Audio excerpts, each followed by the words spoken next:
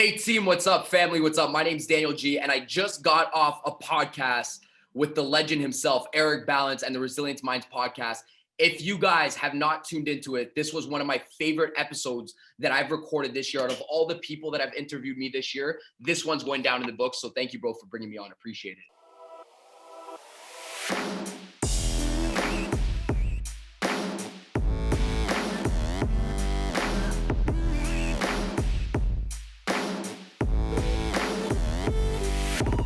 Welcome, everybody, to the Resilient Minds podcast. I'm super blessed, excited, pumped, and ready to rock and roll here with a good friend of mine, Mr. Daniel G. What's going on, brother?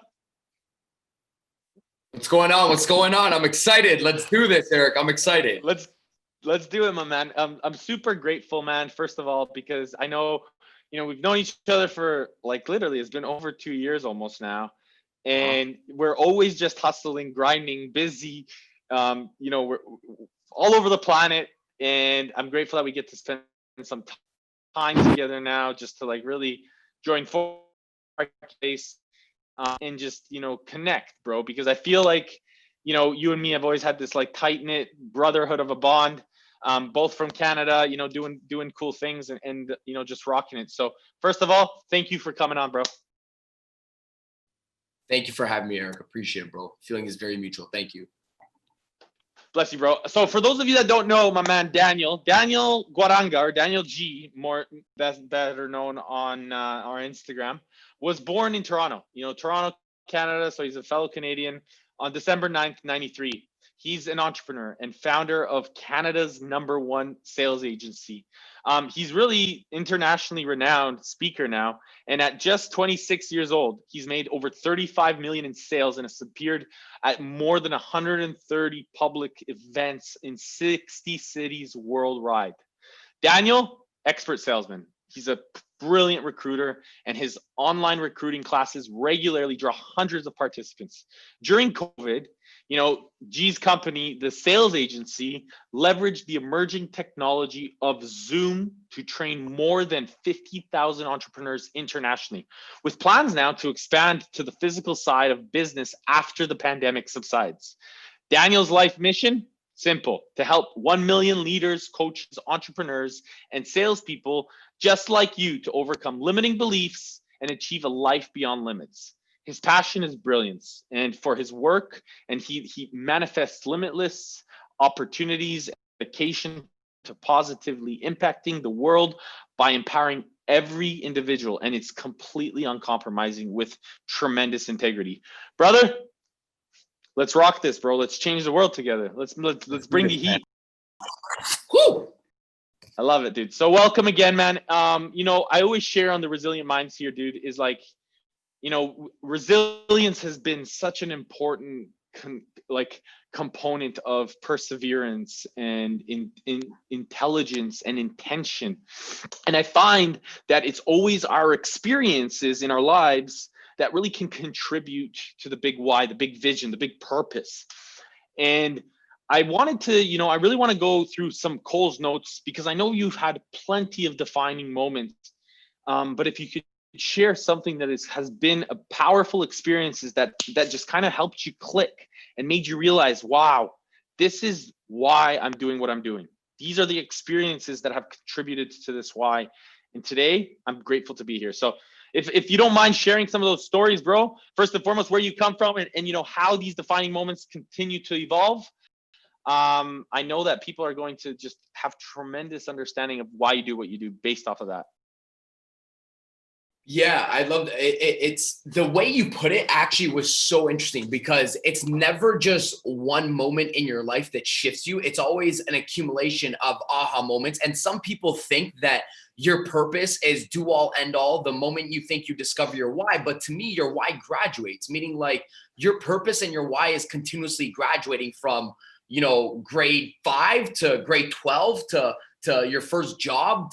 So my why in the beginning, probably a lot of people's fucking why was to, make money and pay for my own shit. Some people's whys never graduate. Some people's whys are to live paycheck to paycheck and just have enough in life. So my first why was when I was young and my parents split up, was saying, hey, how can I start paying for my own candy, to go to the movies with myself. My parents split up, and I realized that there was going to be difficult times, and my why was money in the beginning.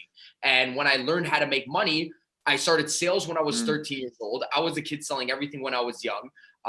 18, 19, I got into university, dropped out of university, got back into sales. And my why remained the same: make a lot of money, help myself out. Then the why graduated. Okay, make a lot of money, help out the family. Then the why graduated, make a lot of money, help out the team.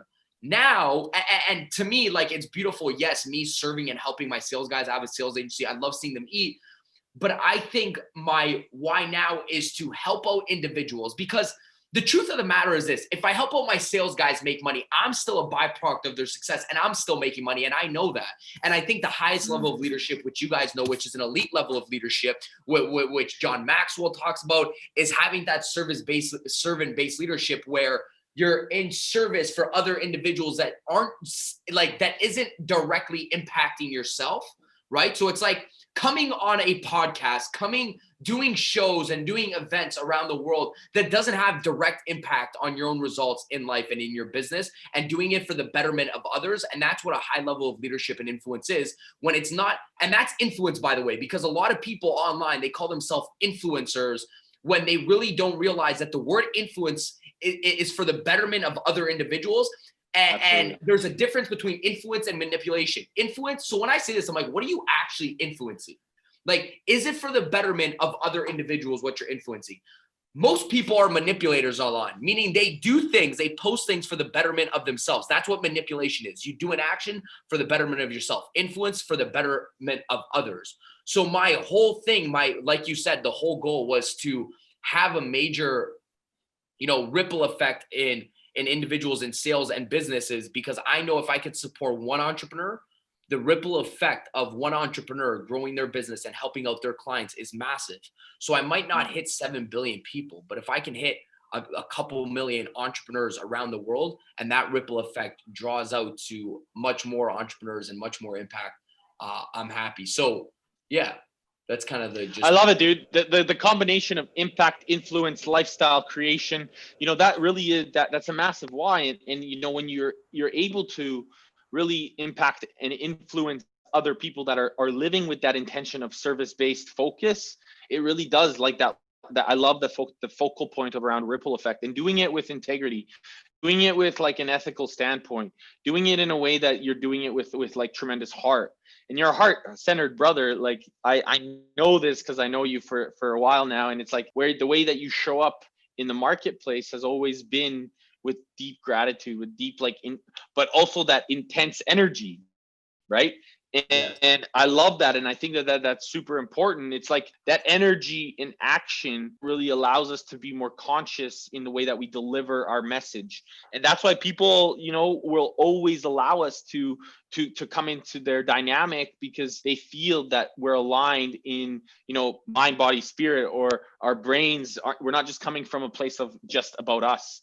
And I love that. That's my biggest why, is like allowing that connection to happen and that rapport to be built, so there's trust manifested, so we can truly impact lives. So, bro, you've been on these profound journeys, and you continue to, do immense impact, and you continue to evolve for the betterment of your future, the betterment of your team. What changed in your beliefs over the years, that really allowed you to see that it's about that service-based leadership? And do you obviously, do you still believe that that's a consistent iteration of evolution that needs to be fulfilled so that you can become a better leader?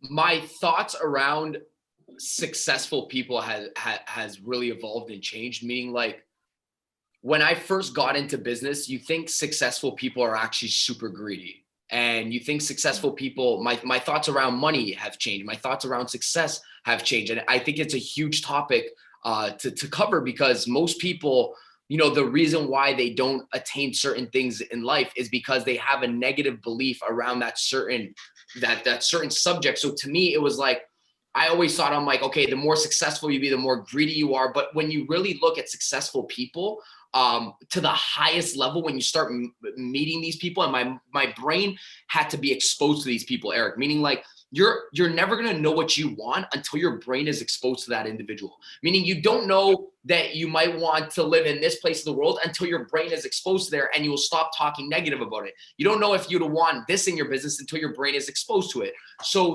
to me, I had to expose myself around a lot of successful people rather than hearing what I heard before. And I realized this: when you look at truly successful people, they actually want to help out and give everything they got to other individuals, like real successful individuals, because they realize like they can do it again. So if you were to give a successful person money, right? And you were to say this to the true successful people, and you're like, okay, I'm going to give you all this money, but I take it away and it could solve 50% of North America's hunger problems or the world's hunger problems. Would you give away all your money? Real successful people would say yes, because why? They know anybody would say yes that is truly successful in servant-based leadership, because they know they have the skills and fundamentals to build that back up again. So they'd be willing to give up what they got for other individuals, right? And people think other successful individuals are greedy, but it's not the case of the fact. Like most successful people want to give more than they want to receive. That's it. And what happens is this: people look at a successful individual and they're like, oh yeah, well, LeBron James just needed to get another ring just to show off that he can be the best and make more millions and get another brand deal. But hold up. Do you not just realize that he's like, successful people are passionate? LeBron James does it because he's passionate, not about the money. It's because he's passionate. So other people have this belief system, right? The BS system, where it's like, oh yeah, Daniel just had to do it again and go on tour to make more money, rather than just saying this: I changed my belief system and said, wow, successful people are passionate, and money's a byproduct of what they do. LeBron James doesn't do it for another brand deal. He just does it because this is just who he is. Like, this is just who he is. This is just a passionate individual. Wow. So I realized, to me, I'm like, there's a lot of passion between these amazing individuals that show up every single day online. I used to think it was a money thing until I'm like, this is just who they are. Yeah. And it's because they're living with passion that they're having that intention. And I love how you talked about, it's like, Tony always says, give more than you ever expect to receive and you'll have a really fulfilled life. And I really believe in that. I think that is the true meaning of fulfillment. And I can attest to so many times having those conversations with people, and all of a sudden they're talking about, well, what's in it for me? What's in it for me? And I'm like, well, you're asking the wrong question. It's like, how can you serve? How can you provide value? How can you give? And it's all about those quality questions. And I find that that's been a key distinction, and it's been coming up so profound. So the fact that you brought it up today, there's so much alignment in what's happening on a regular basis. And those questions continue to allow us to really add more value to the marketplace. And that's super powerful. So I know that, for you, you ask powerful questions. And when you've been on on a scale of 1 to 10, okay, how important are questions to you when you are really spending time, on a sales call or in a sales meeting or, interviewing somebody? How important are these? And maybe even going as deep as asking yourself questions. How important are they? Questions are the foundation, business, life, and sales. And that's actually very interesting that you said that, because what I realize is this, Eric, is that you can't tell somebody to do something, or you can't tell yourself to do something, but you can ask a question to an individual that plants a seed, or to yourself, that is going to make yourself question what your next move is. Meaning there's a difference between telling somebody to do something, because that is pressure, and pressure is a conflict of internal values. Nobody likes to be pressured to do something. Meaning if you're like, well, buy it today because the price is going to go up. Well, let me tell you something. They're probably not going to buy it today because that feels sticky and icky. That's a pressure move. That's telling somebody to do something, rather than asking a powerful question like Eric just said, and said, hey, by the way, I know you've been looking to change over the last 6 months to a year, and I know you want to think about it, but let me ask you a question. If nothing changes right now, what's going to change 6 months down the road? I want you to think about that. Let me ask you a question. If you don't do something right now, what does your future look like 6 months down the road? If you don't do so asking a question, whether they buy or not, allows that customer, potential, or prospect to go to bed and be like, huh, super interesting that they said that. I've never asked myself that question. If nothing changes, nothing changes. And I'm asking them a question because a question generates a sense of urgency. Urgency is generated within, meaning when you ask a question, it allows the prospect to generate a sense of urgency, which allows them to click. So if you learn how to ask the right questions, hey, why do you do this? Why do you want to do this? Right? What exactly are you looking for? If nothing changes, like the questions you ask will allow the prospect to go to bed, ask themselves those questions in the head, and ask them to take and allow them to take action. So you got to think of this: pressure and urgency in life. Pressure, conflict of internal values. Urgency generated within through the right powerful questions that you can ask as a sales executive or as an employee or to yourself, right? And typically, the best questions are the what if questions, because a lot of people are not shifted by pleasure in the beginning stages. A lot of people are shifted by pain, meaning like, look at the global economy. Look at the economy right now. You can be a fitness freak and go up to every single individual and be like, man, you should do this because you need to live a healthy lifestyle, blah, blah, blah, blah. And this is good. This is good. You need to be fit. It's going to allow you to enjoy your life better, your love life. You could tell people, but people will still not do anything. I will yell on stages for the next 10 years and be like, listen, entrepreneurship is the way to go. Sales is the way to go. And 90% of people will still go back to exactly what they're doing because you're telling people what to do. The only way people move is when there's fear involved in life, when something impactful can happen to their life. Now, when COVID comes out, because of scary headlines, now people start saying, oh, maybe I should start thinking about my immune system. Maybe I should start thinking about my health. Maybe whether COVID is real or not, it's really interesting how it takes something so life-threatening, again, whether it's real or not, so life-threatening in order for an individual to actually take a look at their life. So people will never be motivated by pleasure in the beginning stages. They'll always be motivated by pain in the beginning stages. It's what if I don't take action? What if I miss out? And typically that is what propels people towards the future. It's like, well, what if I don't do this? Then I can never live that lifestyle. Yeah. Right. So to me, it's asking the questions to allowing individuals to uncover and take action themselves. That's what generates a sense of urgency. Absolutely. What I really love that you said is like you made a caveat there about pain versus pleasure, and you talked about beginning stages. The beginning stage, I do agree. I think that's such a key differentiation, because somebody be like, oh yeah, it's always from pain. It's always from pain or pleasure, but mostly it's from pain. And even like Rumi, he talks about, our biggest, light comes from our deepest wounds, right? The Sufi poet, right? And the power of what your distinction was, what your key distinction was, it's at the beginning stages. And the beginning stages are what allows you to really cultivate more of that intentional next step, that intentional next being of who you're going to become, rather than about pain. Because later, once you're starting to get the momentum, you now focus on like creating the pleasure, because you're adding value, you're creating fulfillment, you're massively achieved, so on and so forth. So for that reason, if you could tell somebody that's maybe at the beginning stages right now, somebody, maybe yourself even 10 years ago, what would you tell them? What would you tell them to get things to build that momentum, to generate that initiative, to generate that quality question, to get them to where they want to go? So one is this: it's not, Eric, you got to remember this. People since a young age are programmed wrong. So the first thing I say is look at the information around you, because typically the information that we were programmed with. So first you got to take a good look of your environment, because your environment is your biggest influence when you're young, especially from the ages of 1 to 18, 19, 20 years old. You are not even you. You are not even you. You are your friends, you're your aunts and uncles, you're your teachers, you're the books you read, you're everything you've been but you. which is pretty crazy. So then you got to Yeah. go back to the facts, because when I went back to the facts, I realized that there was a false in messaging. And I could say this with everything in my life. I realized there was a false in success. I realized there was false messaging in a career. I was maybe like yourself, class clown, ADHD kid, couldn't stay focused.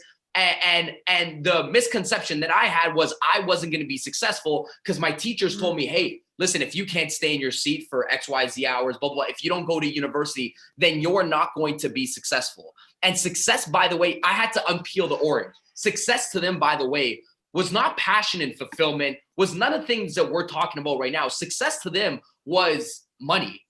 And when I looked, and I know that to my grandparents, to my parents, to my teachers, I realized this. When I was 18 or 17, I said, okay, what do these people mean by success? This is how I realized that I was falsely programmed.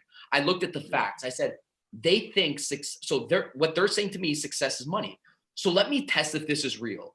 So then when I started sales and I started to make $1,000 on the weekend, I said, everything that I've learned and been told when I was young is completely false, because I made $1,000 over the weekend.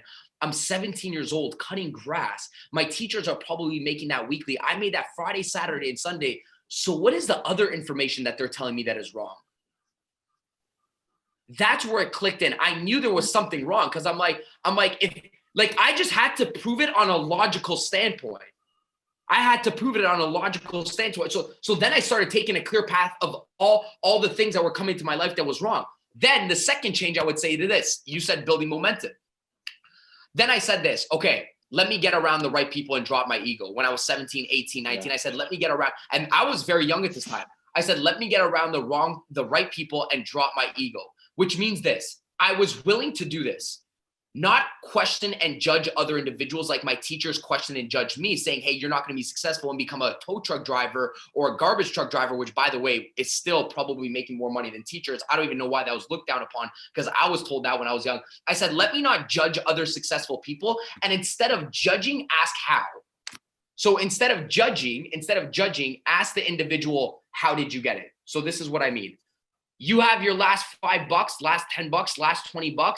Instead of being like, okay, I'm going to go spend this at the movies, go spend it at the nicest hotel and get around successful individuals and go buy a martini with your last $20 and ask other individuals questions about what they do. When you see a nice car drive by, do not judge that individual based on their life and what they have in the materialistic things. Instead, go hold the door open for them. Let the girlfriend come out of the car and be like, sir, what is it you do for a living? Ma'am, what is it you do for a living? How did you get this beautiful freaking car?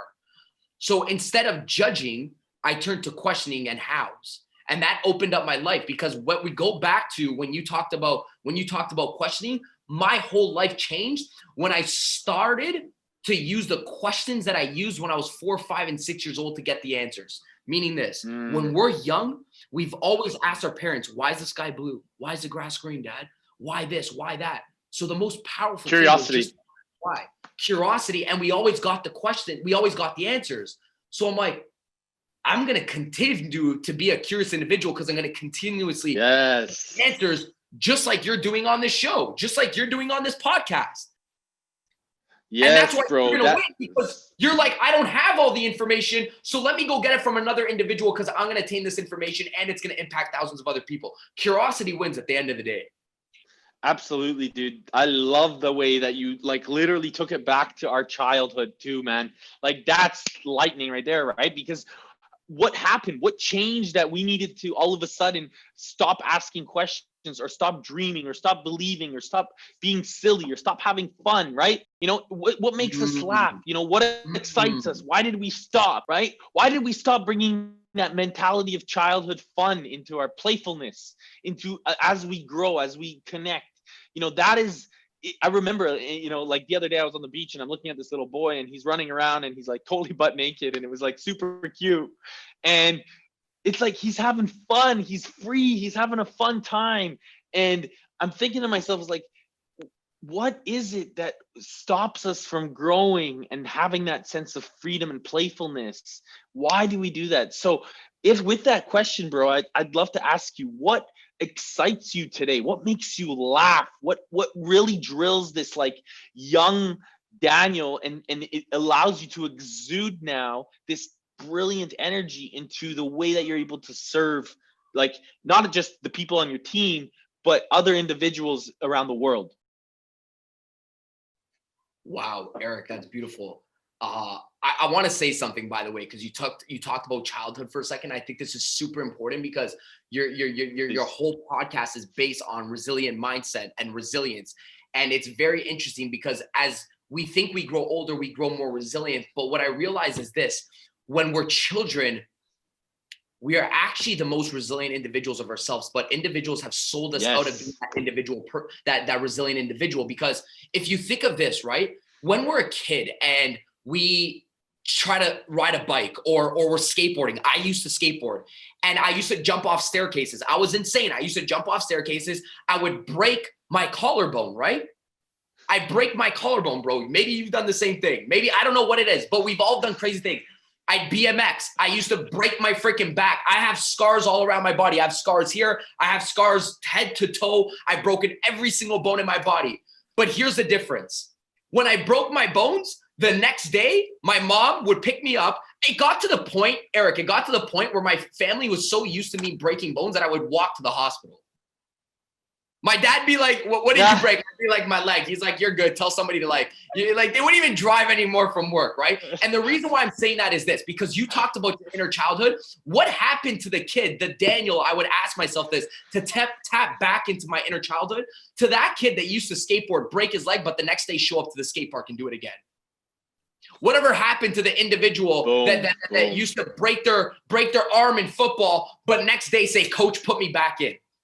You know what happened? Somebody saying, hey, by the way, now you're an adult. No, by the way, when somebody says that, you've lost the game of life because you're the most resilient kid. You're most resilient person when you're young. So I said, most people got to own that inner child. The person that did, like, what happened to the kid when you used to do newspaper route? What happened to the kid when you used to knock on doors and people used to tell you no? Now you get into business and you're scared of a no. But when you were 14, 15, 16, you weren't scared of a no. Yeah. Because when you're young, you know what you wanted. And when you get older, you get sold out of knowing what you wanted. When I was young, I knew I wanted $5. So the opinions of other individuals didn't really matter because I just wanted my $5. Now, as we get older, because we start losing track of what we wanted, other individuals' opinions have weight on our lives because we don't know what we want and we don't know the purpose. We're not clear. So when you're not clear on what you want, somebody else's opinion will weigh heavily on your conscience. So as an inner child, you kind of like had this laser focus to this short-term goal and you know what you want. You want to clear the staircase. You want to win the football game. You want to win the soccer game. So you're the most resilient individual at that point of your life. And then somewhere down the road, somebody says, you got to mature, which is complete bullshit, by the way. Complete bullshit. To me, my whole business has been predicated based on me being the young, bold individual that I am. And you know what? It's sad. But the biggest hate and critics that I have online are older business people that said, oh man, you're too young to do, oh man, you have too much energy. Oh, when that has been every single excuse somebody gave me that I couldn't do it was every single reason as to why I'm doing it. And I think more people, and it's just like yourself, like Eric, I don't meet a lot of individuals like yourself, bro, that have that type of energy. And if anybody tells you to slow down, or man, you should lower the energy, dude. You're just like me. You're just like me. Like me and you are raw. Nobody. That is who you are, and that's what attracts other individuals into your life that are like that as well. So, listen, if I didn't have high energy and I try to be anything shy of who I was, I would never have a conversation with you. All I'm looking for is to connect with other individuals that are at the exact same frequency, and people that aren't at my frequency, either they come up and I try to elevate to them or it's on to the next, but I'm not going to lower it to find other individuals that are a lower frequency. Never. So to me, owning the inner child and being that fun individual, here's my tip to answer your question. What I would say is this: schedule the timeout at first to reprogram your brain, schedule child time, schedule kid time, schedule fun time, schedule skateboarding time, schedule play time, schedule something that's going to bring you back to that inner child. And as your brain starts recognizing that those are the things that excite us. Exactly. And then your brain starts to realize like, wow, like I'm going to tell you what, here was a big shift going to Bali. And I don't know why, but a year ago when I went to Bali, there was something that kicked out of me, and there was this inner kid that came back out of me. I was on my Vespas having fun with individuals, playing with the kids on the You've been to Bali, right? Yeah. Oh yeah. It's Yeah. a So, blast. Oh my god. you're cutting out a bit, but my point was this: there was something there that shifted, because I'm like, I was just me. There was no judgment in that city that I was in. I felt like I wasn't being judged. And when I had that feeling of non-judgment, me started to come out more. And it's really interesting because people can find energy. Like they could seek energy. Like one of my friends, that's actually one of my sales guys in the office, he's like, bro, when I was watching your stories, that was the young Daniel that I used to know. And I said, wow, I'm always gonna be like that. He's like, bro, you know what? Go ahead. It's so beautiful that you're talking about this. So I read the other day, energy in action is like our purest form of consciousness. It's our purest form of like living in our highest self. When we can bring that initiative of like energy, and I find that is where we become the most pure, is in that essence of like just being wild and free and excited, and that is when we're children. I love that we're talking about this. It's so fascinating that like everything, I sort of got, it aligns the perfect ways in life, eh? Like that children really are the pure essence. That is where we literally create and where we tap into that purest form of ourself, of what's possible, and we get to initiate and instigate and intentionalize our life. And it, like you said, it's the adulthood that makes it, or other people's decisions of adulthood that we take in, and it becomes mediocre.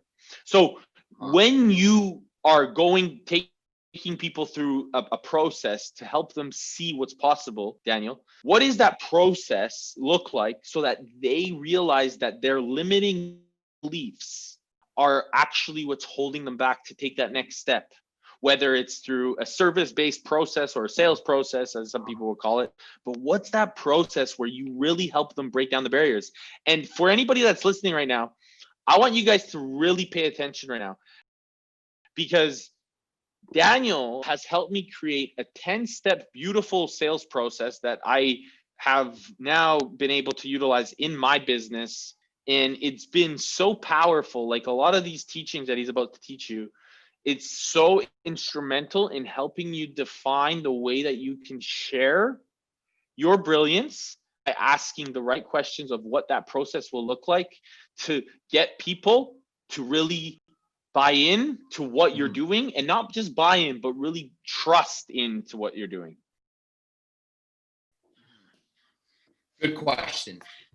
Showing individuals where they are, getting because if you don't get brutally honest first, so this is the mind map. This is the essence of this whole conversation. This is the mind map of an individual, of how to influence an individual for the betterment of themselves. So getting very clear of where an individual is, because this is the first step people don't do. It's like, yo, where are you? No bullshit. How much you got in your bank account? What's your weight look like? How comfortable are you with? Like really getting them to the point of where they are and anchoring them down. Just like Tony says, anchoring them down to where they're at. You got to get brutally honest where somebody is. And whether it's through a sales call or whether it's one of my sales guys. Dude, what's up right now? Tell me. Can you hear me? Eric, you cut off. Oh yeah, I can hear you great. All right, so there's a 5 second delay. Great. Okay, there's a 5 second delay, but it's cool. So getting brutally honest, number one second, I was just on a live here as well. Getting brutally honest about where you are. The moment you get brutally honest of where you are, the next step is this. Okay, where do you want to go? So you start future pacing an individual. Okay, where do you want to go? Okay, you want to lose this much weight. Okay, you want to make this. Okay, this is what you want in your business. So this is where you are. You're in Brooklyn. You want to get to New York City.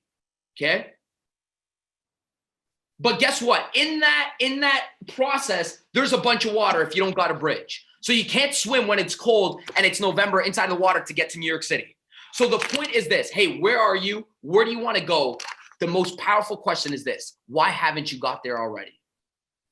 Because it's going to allow an individual, because when you ask an individual, hey, this is where you want to go. Well, why haven't you done it 5 years ago? Because it's going to allow an individual to figure out what they're missing in life, the skills, tools, resources, the people, the mentorship, the blueprints in order to become successful. Because if they knew it all and they knew how to get there, they probably would have done it. But either they don't know where they are, they don't know who they are, they don't know where they're going, or they don't know the tools necessary to get there.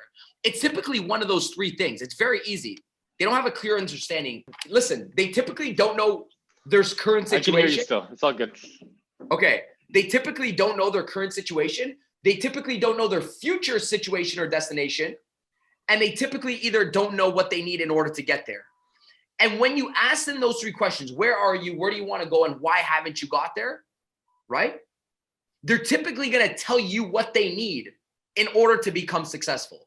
Well, I haven't got there because of X, Y, Z. I haven't got there because of X. So this is where you are. This is where you want to go. This is why haven't you got there? Well, I haven't got there because of X, Y, Z. Perfect. What do you need in order to become successful? What is it exactly you need in order to become successful? And here's what you're going to find out.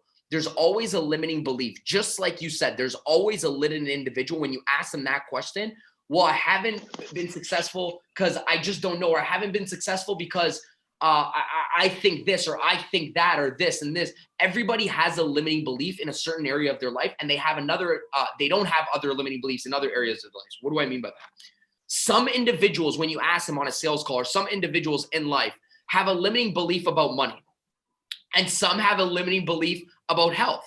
Well, there's one guy that has a limiting belief about health, and there's one guy that has a limiting belief about money.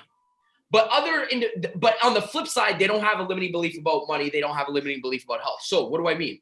Imagine you have a guy walking inside of a gym. He's a multimillionaire, but he has a dad bod. But he's a multimillionaire, but he has a big body. Like he has a big belly. But he just rolled up in a 458 Spider. But he's a multimillionaire, but his health isn't really on track. Then you have another individual like Eric Balance, jacked, right? Let's just say, but I know Eric has some money too, jacked, muscles on him, benching 400 pounds, benching 300 pounds, and watches the individual with the dad bod come in, and he's like, man, how does that guy get all that money? And the individual with the dad bod is looking at Eric Balance and saying, how does that guy get that body? How's that guy so fit? So one guy has a limiting belief about the guy making money. Oh, I can never be like that guy. That guy's just rich. He has a nice car. That guy had it made, rich parents. This guy's like, oh, I can never be like that guy. That guy has just good aesthetics, probably from his parents. So as you know, both human beings are very capable of doing the same thing, but both human beings have lids in different areas of their life. He's a human and I'm a human. So where's the lid? I got to be like, where's the lid? Because obviously some individuals have taken off that lid. And what really sets it off for me is you realize that let's say for success, most people have a lid on success because there's like a barrier of, okay, I need to have the best mentor, or my parents need to be successful, or all successful people had it made. But really 95% of successful people in life with money are actually ground up. So that's a lid that you can remove, number one, and be like, they're probably went through the same events, just in different detail than you, but they're ground up. Same people, like everybody starts, to me, everybody starts somewhere, but it's getting very clear on what you want, very clear on who you are, what you want, and why haven't you got there. When you can ask 3 of those questions, that allows people to take action, and they will tell you what they need in order to be successful. Always. And especially if it's like that powerful conversation you're showing up to serve, they will always feel that way. That's what I've really learned over the years, man, is like when you show up with that type of intensity and integrity and a powerful question, they will always add and feel into those questions to be super transparent. And I think that's you've taught me definitely asking great question has been powerful concept of way of adding value. And I really want to just thank you for that, because I remember 2 years ago when I had no idea how to sell, it was genuinely about like, Danny was helping me, Ben. Like you were spending a lot of time with me, really, we were role playing and spending a lot of time.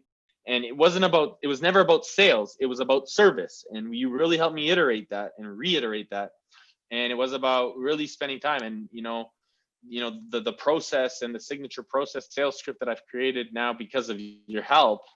I always tell everybody, I worked with this amazing guy. He has an amazing agency in Canada, and this is how it became, and I always tell people that. And that's really, it's just a gratitude thing for me. So at the end of the day, bro, I really want to touch point on a few last things just before we get off, because I know we're running out of time.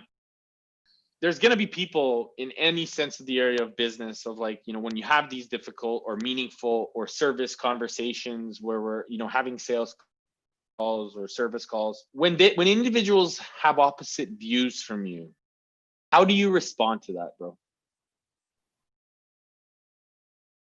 I love that you said response rather than react, because most people react.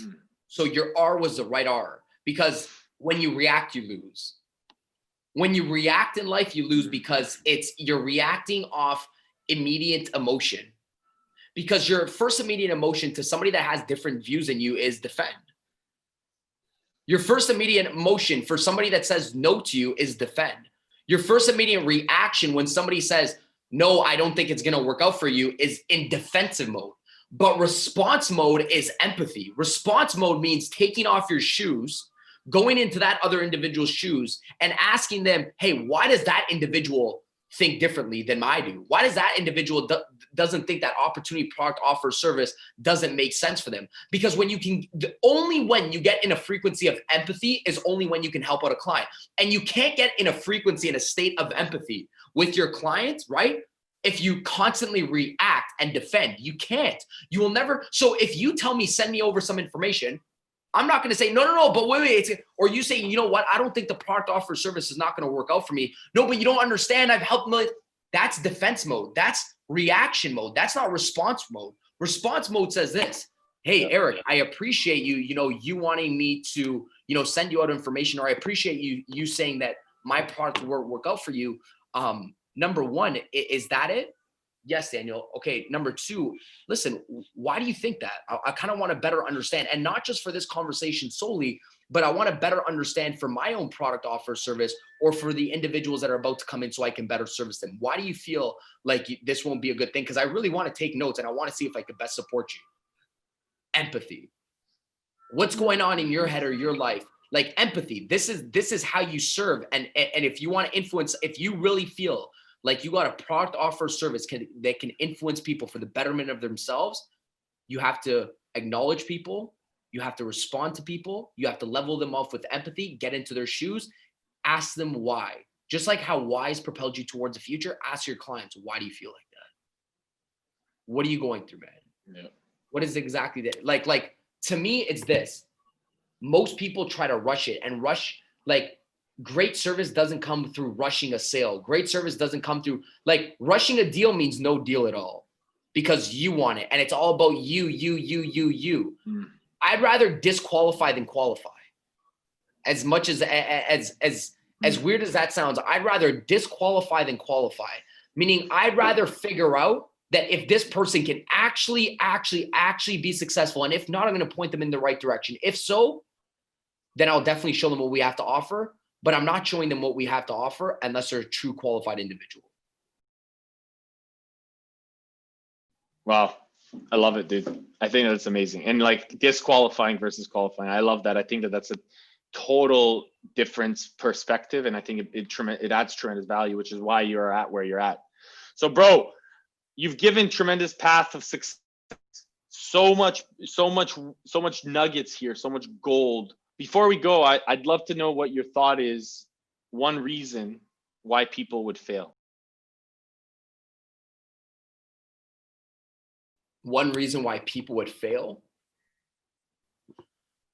The barrier between them and success. That's why people, I think that's what the reason why people fail is because they have a self-limiting belief that they feel that they are not good enough. And when you just realize that you are human and you have, like, the only reason why people fail is because they are not grateful for life within itself. And I know this is really weird to say because some people are like, wait, what do you mean? The only reason why you fail is because you failed to realize that you have everything that you need in order to become successful, but you don't think you have enough, and you already are enough. You got ears that are listening to this podcast, every reason to win.